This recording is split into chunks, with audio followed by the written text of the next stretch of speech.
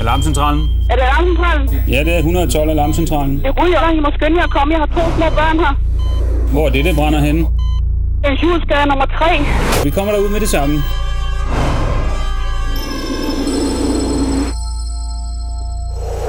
Nogen vælger at lade være med at købe en røgalarm. Alarmcentralen? Det brænder ud af det. Hvad adresse er du på? Det brænder i Vestergade. Ja, hvad nummer i Vestergade? Det er nummer 3. Nummer 3, ja. Ja. Hvilken etage? Det er oppe på 4. sal. Det brænder i Vestergade nummer 3 på 4. sal. Nogen tænker ikke over, at de direkte inviterer til en påsat brand. Vi kommer til Vestergade nummer 3 i 4. sal, og der er en mand i lejligheden. Vi kommer.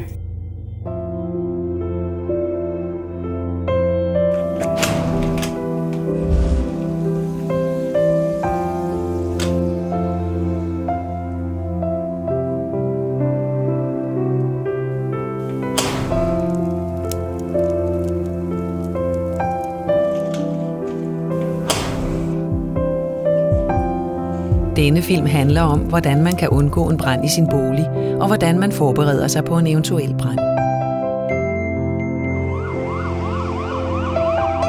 Døgnet rundt rykker brandvæsenet ud til brande i danske boliger. I gennemsnit opstår en ny brand hver time.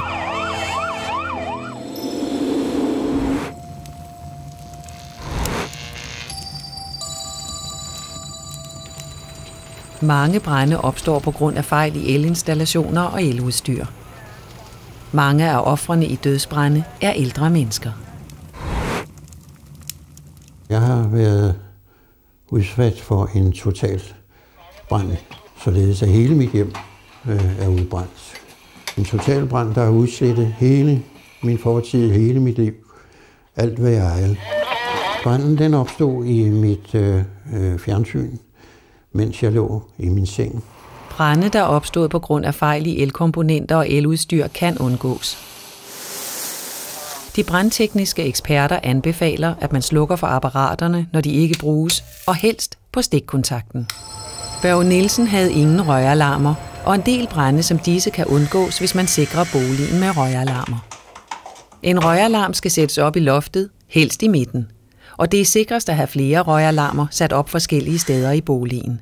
Det anbefales at have mindst 1 røgalarm i eller lige uden for alle soverum.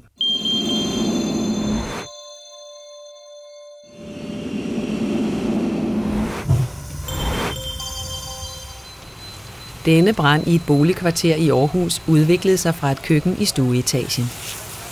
Via udluftningsskakterne nåede den taget. Tina Nielsen oplevede også en brand i sit køkken. Jamen, jeg vågner tilfældigt om natten, og så registrerer jeg så, at der er røg i soveværelset, og kan så lugte det. Tina Nielsen ringer 112, men røgen er begyndt at trænge ind i soveværelset. Hun gør det rigtige. Hun søger hen til vinduet med sin søn Tobias.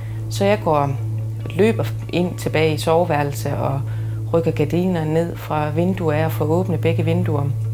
Og får væk min søn, som heldigvis sover inde ved mig, og siger, at der brænder.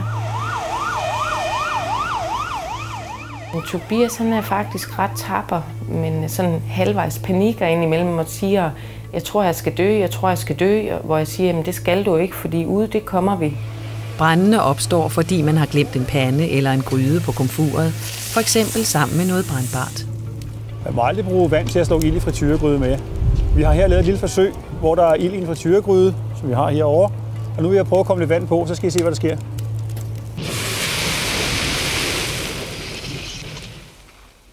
Finn Andreasen så sådan her ud, da han kom ind på Rigshospitalets brandsorgsafdeling efter en ulykke i sit hjem.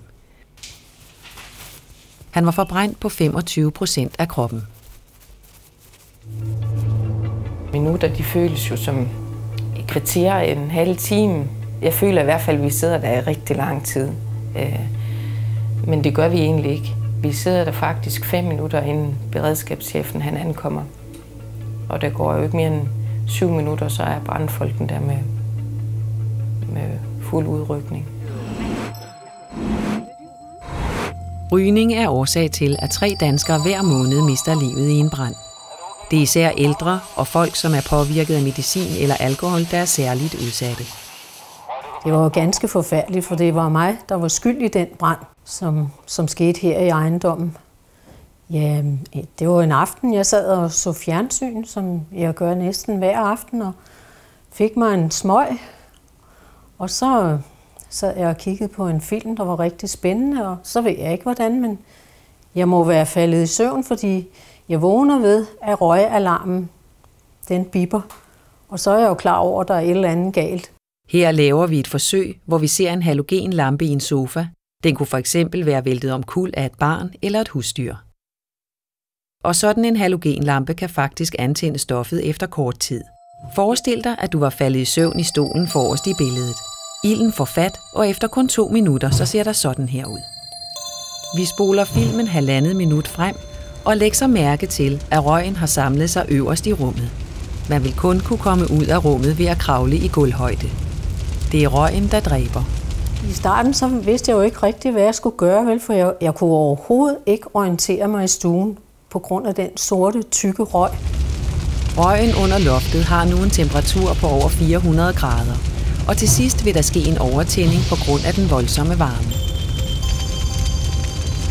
Læg mærke til stolen forrest i billedet. Flammerne har ikke nået den endnu, men den antænder alligevel, da røggasserne overtænder rummet ved godt 500 grader.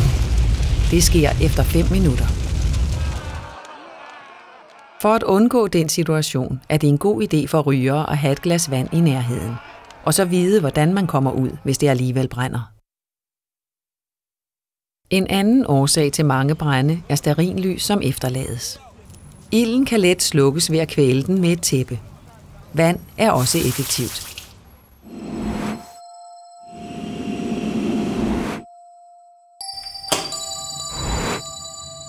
En ud af 3 brande i tæt bebyggede områder er påsat. I denne ejendom blev 25 mennesker evakueret. En slap ikke ud. Hun omkom i røgen. Røgen finder vej fra stueetagen, hvor som i dette tilfælde en barnevogn blev antændt. På denne model kan man se hvordan. Der sker en ildebrand i stueetagen, og det vil sige, at røgen nu vandrer rundt i bygningen, sådan at den fylder trapperummet op med røg. Når man ikke kan komme ud via trappen på grund af, at den er røgfyldt, så skal man gå ind og lukke sin dør, lukke eventuelt flere døre efter sig, og så gå hen til vinduet og gøre anskrig, så når brandvæsenet kommer, så kan man blive taget ned ved hjælp af deres stiger. Trapper, lofter, kældre skal ryddes. Affald skal i containerne. Barnevogne skal væk fra opgangen. Sluk for elektriske apparater og pas på halogenlamper. Lad være med at gå fra levende lys eller madlavning. Husk, at brændende fedtstof ikke må slukkes med vand. Undgå rygning, hvis du vil hvile dig, eller er sløv på grund af alkohol eller medicin. Planlæg dine flugtveje. Og husk, en røgalarm koster under 50 kroner.